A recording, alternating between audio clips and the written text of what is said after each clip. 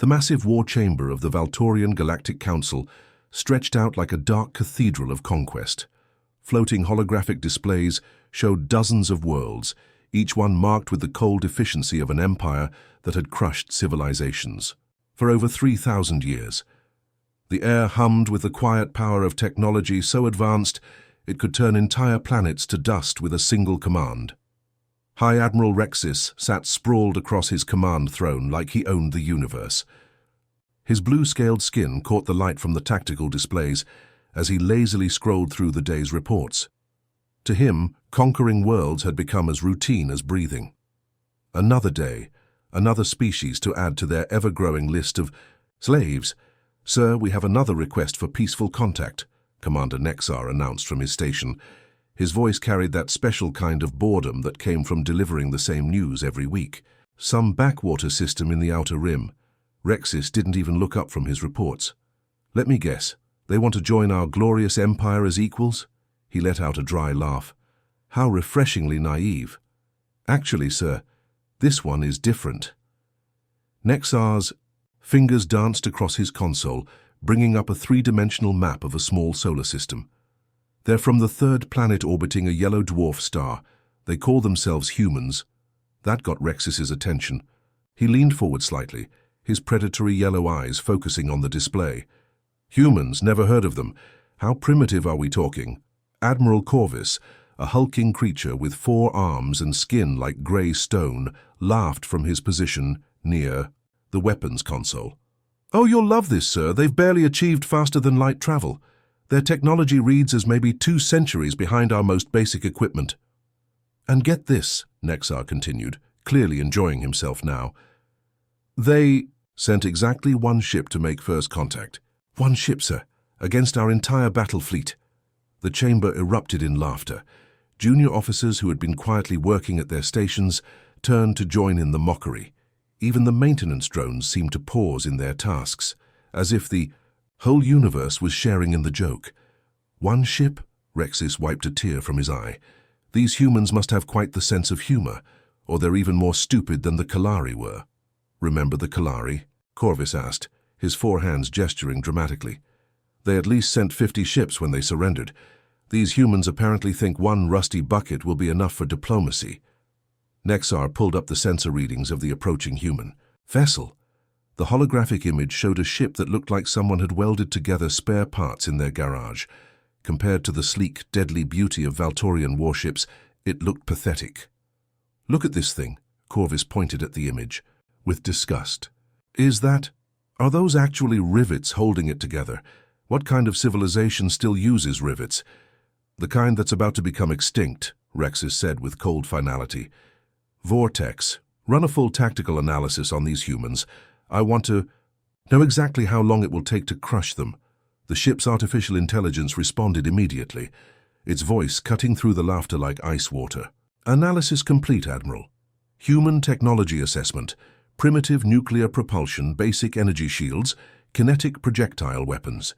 Victory probability against Earth forces, 99.97%. Estimated time for complete planetary conquest, 45 minutes. 23 seconds. 45 minutes? Rexis stood up, stretching his long limbs. "Vortex, are you getting slow in your old age? The Breath and Homeworld only took us 37 minutes. The additional time accounts for the humans' scattered population centers and their apparent lack of unified command structure, sir. They appear to fight in separate groups rather than as a coordinated military force." More laughter filled the chamber. The idea that any species would be so disorganized that it would actually slow down their conquest was hilarious to these professional world killers. "Separate groups," Nexar shook his head in amazement. "These humans don't even know how to surrender properly. This will be like stepping on insects." "Speaking of insects," Corvus added, "what should we do with their single ship? It's requesting permission to enter our space for peaceful negotiations." Rexis thought for a moment, then smiled in a way that had terrified countless species. "Let them come. Let them see the full might of our battle fleet before we destroy them. Sometimes it's fun to watch them realize how hopeless their situation is." "Should we inform the other council members, sir?" Nexar asked. "Admiral Zentrak." And the others might want to watch this entertainment. No need, Rexus waved dismissively. This won't take long enough to bother them. Besides, I want to finish this before lunch. I hear the kitchens are preparing fresh Alteran steaks today. What none of them noticed was the subtle shimmer of energy that had been silently recording every word, every laugh, every casual dismissal of human life. Deep in space, something far older and infinitely more patient than their empire was listening, learning and preparing. The Valtorians had made their first mistake. They had underestimated an enemy they didn't understand. Soon, they would learn the true meaning of human determination. The human battleship Harmony slowly drifted into the meeting point, looking completely out of place among the stars. While the Valtorian warfleet stretched across space like a collection of deadly jewels, all sharp edges and gleaming metal, the human ship looked like someone had built it in their backyard using spare parts. Captain Jun stood on the bridge, his hands clasped behind his back as he watched the alien fleet through the main viewing screen. 150 warships hung in perfect formation, each one 3 times the size of his vessel. Their hulls sparkled with advanced armor that could probably withstand a direct hit from a small moon. Energy weapons charged along their sides, like rows of angry eyes, ready to turn anything in their path to space dust. In comparison, the Harmony looked embarrassing. Patches of different colored metal covered its hull where repairs had been made over the years. Exhaust ports leaked tiny wisps of gas, and several antenna arrays looked like they had been bent and straightened so many times they might fall off. At any moment, to anyone watching, it was clear that this ship had seen better days. "Captain, they're really enjoying themselves out there," Lieutenant Hana reported from her station. Her fingers moved across her console, monitoring the alien communications that were flooding their receivers. "They're not even trying to hide what they're saying about us." June nodded calmly. "Let them talk." "What are they saying exactly?" "Oh, the usual stuff, sir. Flying garbage, primitive technology, how they can't believe we actually made it this far into space without our ship falling apart." Hana's voice stayed professional, but Jun could hear the slight edge of anger underneath. "Admiral Corvus just bet Commander Nexar that our engines will explode before they even have to fire a shot." From across the bridge, Lieutenant Wu looked up from his engineering console. "Should I give them a little show, Captain? Maybe let some steam leak from the engine ports? Really sell the whole about-to-break-down image?" "Good thinking, Wu. Make it look like our life support is struggling too. Nothing too dramatic, just enough to make them even more confident." The truth was that every system on the Harmony was running perfectly. The patches on the hull were not repairs, but carefully designed sensor baffles that made their true capabilities invisible to enemy scans.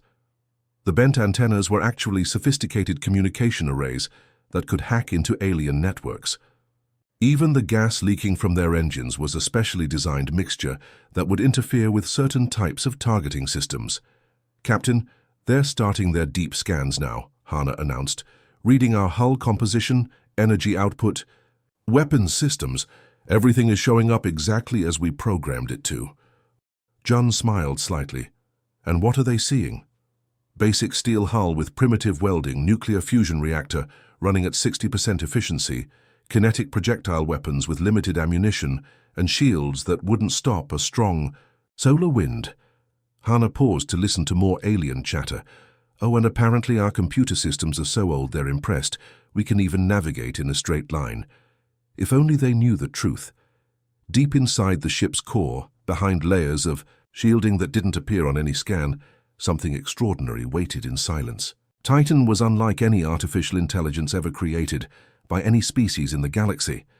It had not been built, but born from the collective sacrifice of billions of humans during Earth's darkest hour.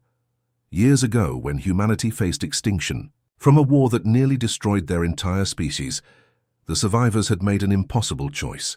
They had willingly uploaded their memories, their experiences, their very souls into a single intelligence that would carry their hopes forward.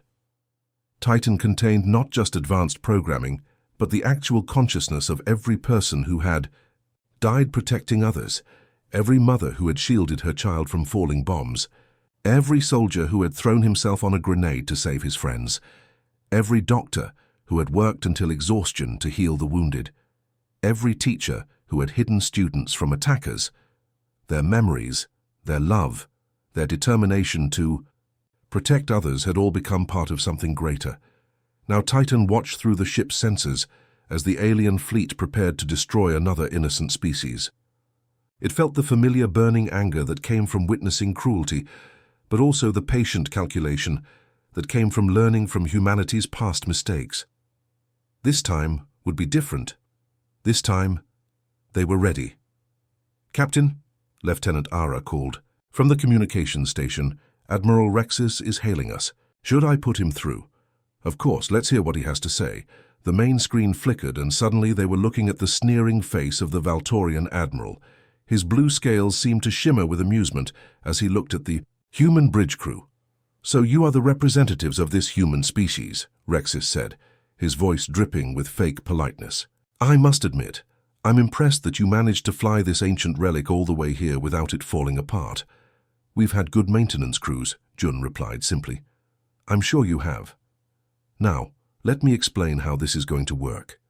You will surrender immediately and order your planet to submit to Valtorian rule. In exchange, we might allow some of your species to survive as workers. Refuse, and we will destroy your pathetic little ship and then turn your homeworld into a lifeless rock." Jun appeared to consider this for a moment. "And if we choose to fight?" Rexis laughed so hard that several of his bridge officers joined in. "Fight? With what? That ship of yours couldn't defeat a cargo transport, let alone a battle fleet. Your weapons are toys, your shields are tissue paper, and your engines are held together with hope and prayer." "I see. In that case, we choose to fight." The alien admiral's laughter stopped abruptly. "Are you insane? Do you have any idea what you're facing?" "We have some idea," Jun said quietly. "Begin Phase 1. The transmission cut off, leaving the Valtorians staring at empty space where the human captain's face had been. "Did he just—" Corvus started to say. "He did," Rexis confirmed. "The fool actually thinks he can fight us." "Very well. All ships, open fire. Let's get this over with quickly." The Valtorian fleet opened fire simultaneously. 150 warships unleashed enough destructive power to crack a small planet. Energy beams, plasma bolts, and kinetic projectiles all converged on the small human vessel. The harmony seemed to explode in a brilliant flash of light and fire. Pieces of metal scattered in all directions, spinning slowly through the vacuum of space. Within minutes, there was nothing left but floating debris. 42 minutes, Admiral Rexis announced with satisfaction.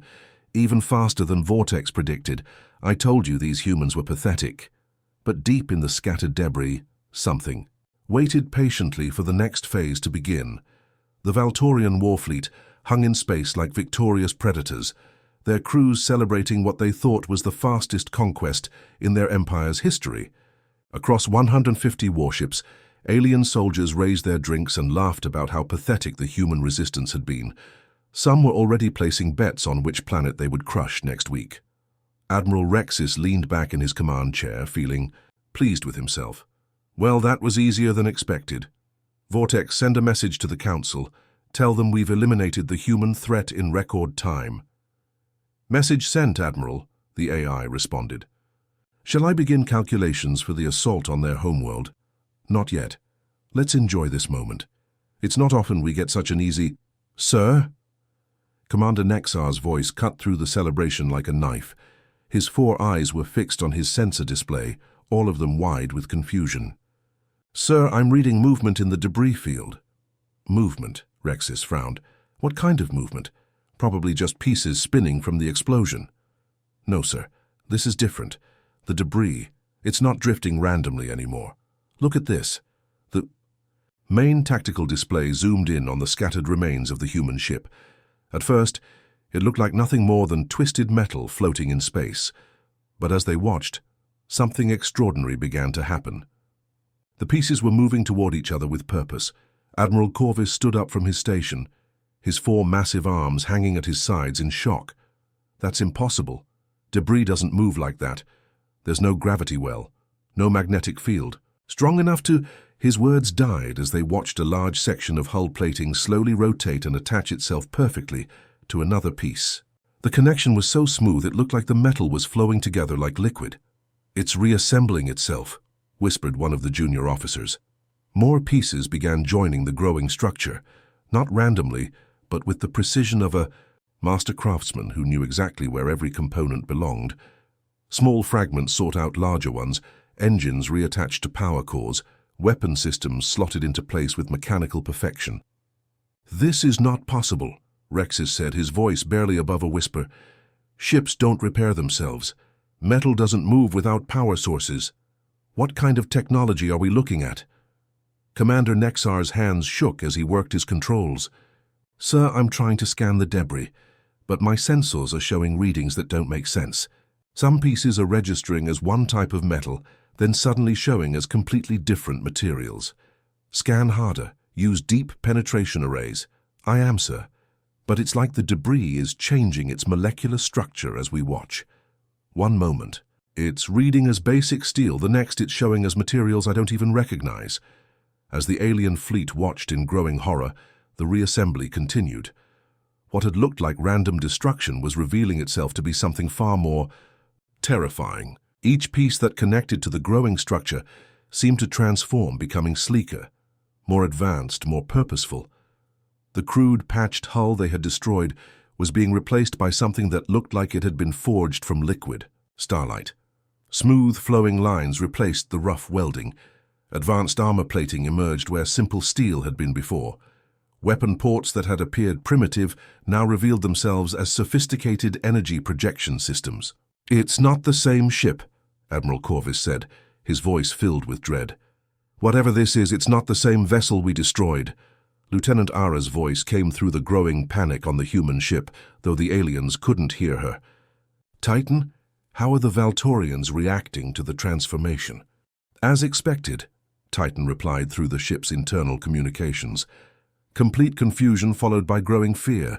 Their tactical AI is running probability calculations that keep returning error messages." Captain Jun stood calmly on his bridge, watching his own tactical display show the alien fleet's growing panic. "Good. Fear makes them sloppy. Are all systems online?" "All systems are optimal, Captain. The nanite reconstruction is complete. We are now operating at full capability." The final pieces of the ship locked into place with a sound that somehow carried through the vacuum of space. What floated before the Valtorian fleet was no longer the crude vessel they had destroyed. This was something that belonged in their nightmares. The ship's hull seemed to pulse within a light, as if powered by the energy of stars themselves. Weapon systems that defied known physics extended from its sides like the limbs of some cosmic predator. Its engines glowed with power that made the Valtorian fleet's reactors look like candles in comparison. "Impossible," Admiral Corvus breathed. "Our sensors show power readings that are off the scale. Those weapons, they're using technology that shouldn't exist." Commander Nexar's voice cracked with panic. "Sir, Vortex is showing errors in all tactical assessments. The computer can't analyze what it's seeing." "What do you mean it can't analyze it?" "The technology readings don't match anything in our databases. It's like looking at a ship built by gods." Suddenly, every communication system on every Valtorian ship crackled to life simultaneously. The voice that came through was calm, measured, and absolutely terrifying in its quiet confidence. "This is Captain Jun of the Terran vessel Harmony. Phase 1 of our mission is now complete." Admiral Rexis found his voice. "This is impossible. We destroyed your ship. We watched it explode." "You destroyed what we wanted you to destroy," Jun's voice continued. "While you celebrated your victory, we were studying you. Every weapon you fired, every shield frequency you used, every tactical pattern you employed has been recorded and analyzed." The alien admiral's blood ran cold. "What are you saying?" "I'm saying that your attack was not a battle, Admiral. It was a test, and you failed." The reassembled human ship began to glow brighter, energy building in systems that the Valtorians were only now beginning to understand were far beyond their technology. "Your sensors read what we programmed them to read. Your weapons destroyed what we allowed them to destroy. Your victory was an illusion designed to gather the intelligence we needed." Admiral Corvus gripped his station so hard his knuckles turned white. "What do you want from us?" "Justice," came the simple reply. "For every species you've enslaved, for every world you've destroyed, for every innocent life you've taken in your march across the galaxy. The human ship's weapons began to charge, and energy readings spiked beyond anything the Valtorian sensors could measure. Phase 2 begins now, Captain Jun announced. This is our judgment. The stars themselves seemed to hold their breath as humanity revealed what they had truly become. The moment Captain Jun gave the order, the Valtorian fleet moved into their perfect attack formation. 150 warships spread across space like a deadly net, each one targeting the lone human vessel with weapons that could turn planets to ash. Their coordination was flawless, the result of thousands of years of military experience and countless conquered worlds. Admiral Rexis felt a surge of confidence as he watched his fleet position itself. "This is how real warfare is conducted," he announced to his bridge crew. "Perfect coordination, overwhelming firepower, decisive victory." "All ships report ready, sir," Commander Nexar confirmed. "Target locked, awaiting your command. Fire everything. I want nothing left of that ship except atoms." The Valtorian Armada unleashed hell. Energy weapons that could slice through asteroids, plasma cannons that burned hotter than young stars, and kinetic projectiles moving at a significant fraction of light speed, all converged on the human vessel. It was enough firepower to destroy a small fleet, all focused on a single target. But something went wrong immediately. Instead of striking the human ship, the weapons began changing direction in mid-flight.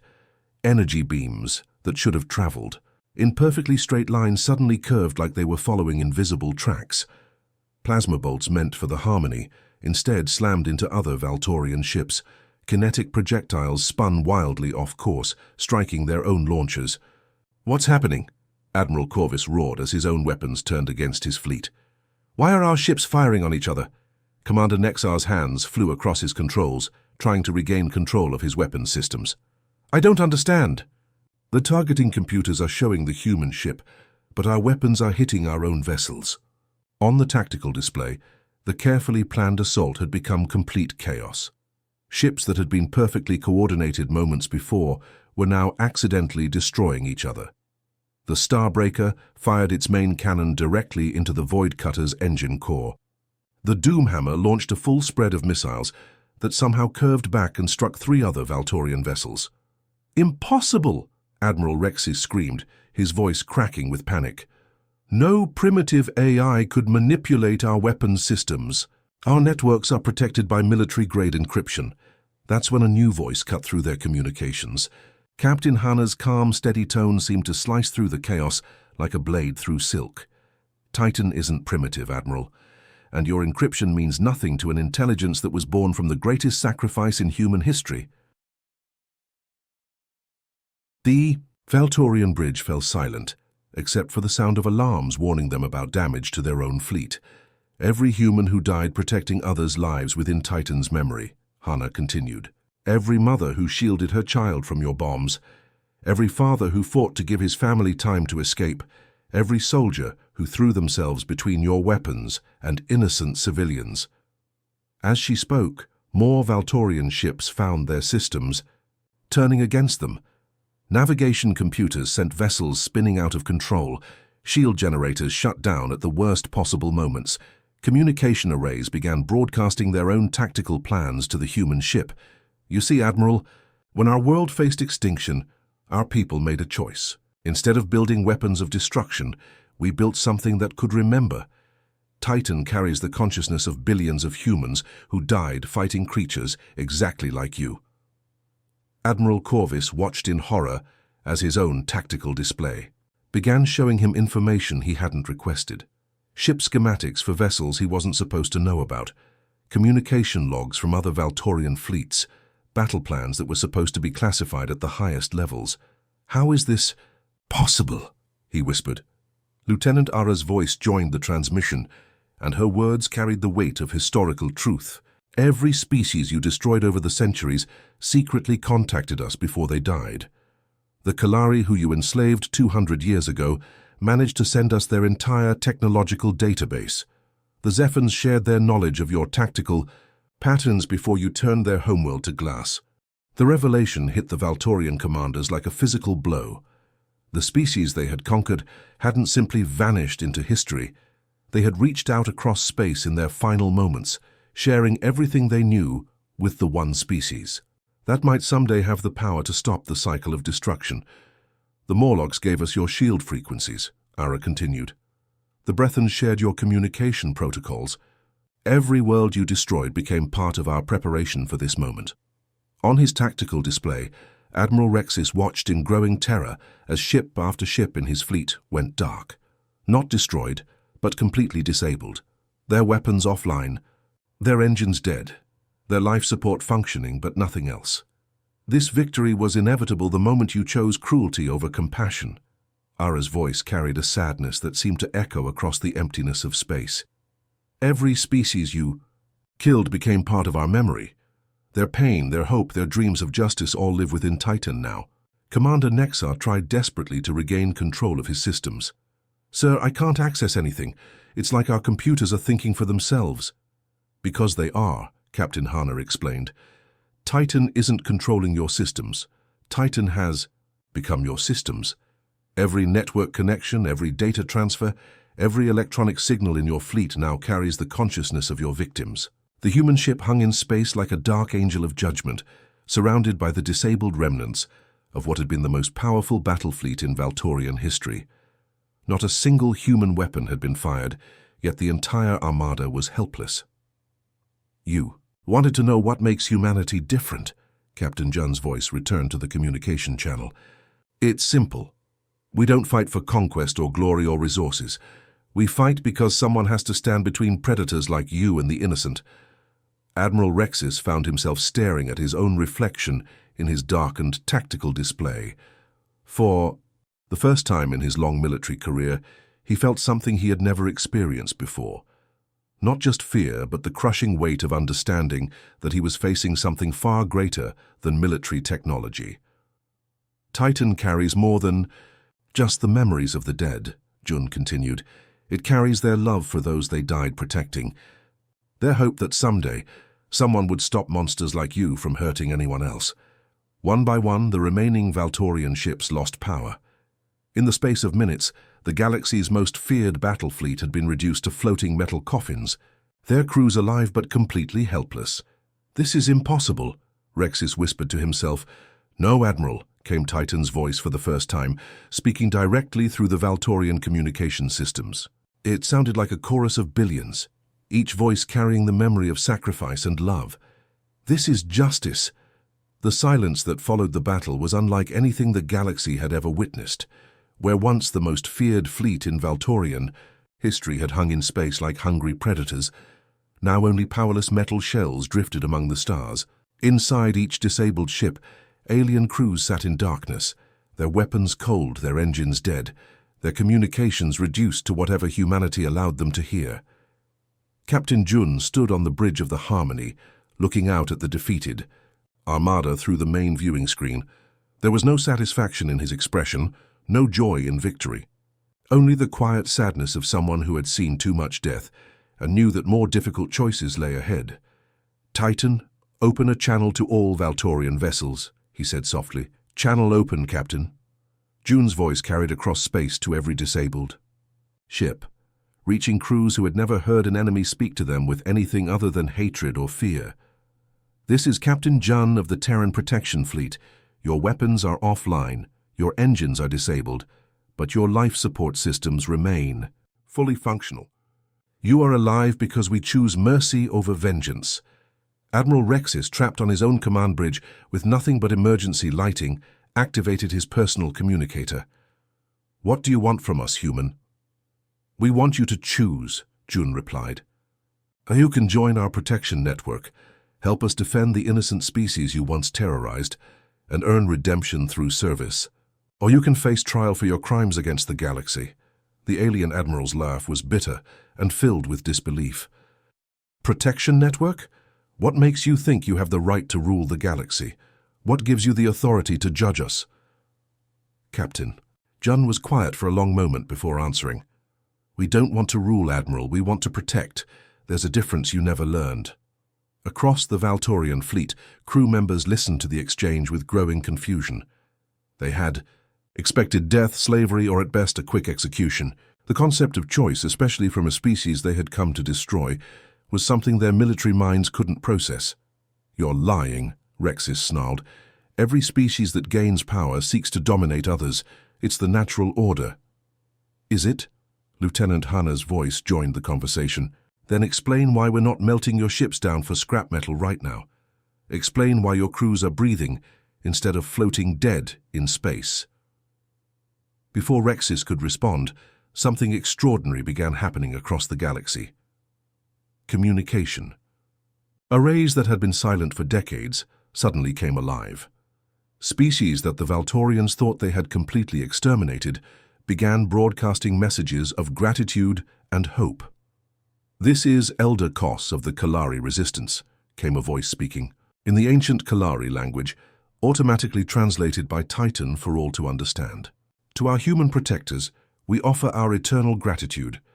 The data we transmitted before our homeworld fell has finally served its purpose." Admiral Corvus felt his blood turn to ice.